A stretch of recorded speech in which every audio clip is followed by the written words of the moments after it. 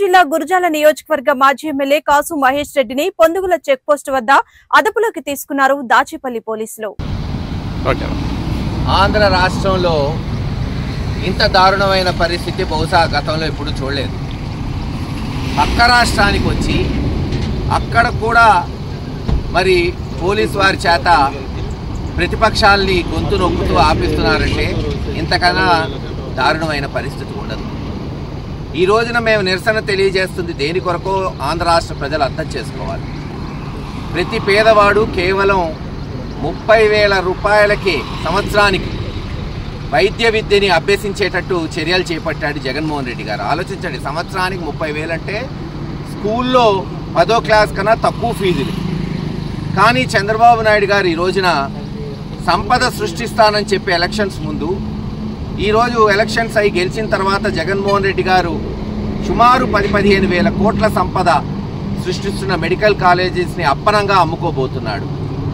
30 లక్షలు ఏదైతే 30,000కి పేద విద్యార్థులు చదువుకోవాల్సింది సంవత్సరానికి 30 లక్షలు వసూలు చేసుకునేటట్టు తన మరి చెంచాగాళ్ళు అనుకోండి, ఆయనకి లంచాలు ఇచ్చే వాళ్ళకి అనుకోండి, ఈరోజు కాలేజీలో అమ్ముకుంటున్నాడు. దానికి నిరసన ఈరోజు ప్రతిపక్ష పార్టీ జగన్మోహన్ రెడ్డి గారి నాయకత్వంలో మేమందరం కూడా నిరసన తెలియజేయాలని అనేక మంది నాయకులు పల్నాడు జిల్లాలో అందరూ కూడా పల్నాడుకే మరిహారమైన పిడుగురాళ్ల మెడికల్ కాలేజ్ దగ్గర దాదాపు 70% కాలేజ్ పూర్తయింది, 90% హాస్పిటల్ పూర్తయింది. సంవత్సరం క్రితమే 100 పడకల హాస్పిటల్ మొదలు పెట్టగలిగింది, ఈరోజు ఆపేశారు. అక్కడ నిరసన తెలియజేయాలంటే సరే ఒక్కొక్కరు ఒక్కొక్క దిక్కు నుంచి వస్తున్నాం.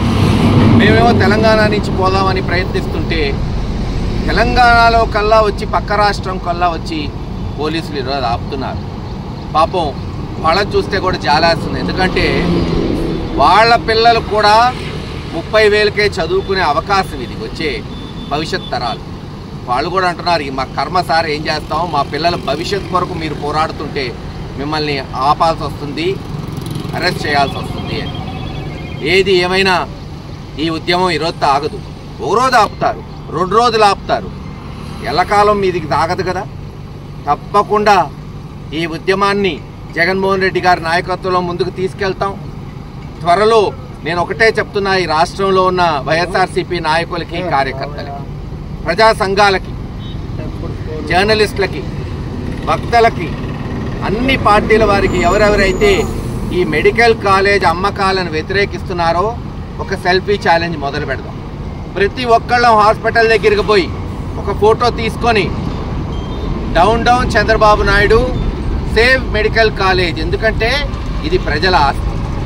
ఆ నినాదంతో మనం ముందుకు పోగలితే ఈ రోజున ఒక 1000 మందిని అరెస్ట్ చేయగలుగుతారు, 10,000 మందిని అరెస్ట్ చేయగలుగుతారు. లక్షల మందిని అరెస్ట్ చేయడానికి జైళ్లు కూడా సరిపో. గుర్తుపెట్టుకోండి, కొత్త మాధ్యమాలు వచ్చినాయి. సెల్ఫీ ఛాలెంజ్ ద్వారా ఒక వారం రోజుల పాటు ఈ ఉద్యమాన్ని ముందుకు తీసుకెళ్లవలసిందిగా వైఎస్ఆర్సీపీ శ్రేణుల్ని కోరుకుంటున్నా. ఆ తర్వాత జగన్మోహన్ రెడ్డి గారు ఇచ్చే మార్గదర్శకాలు బట్టి ఈ ఉద్యమాన్ని ముందుకు తీసుకెళ్తాం.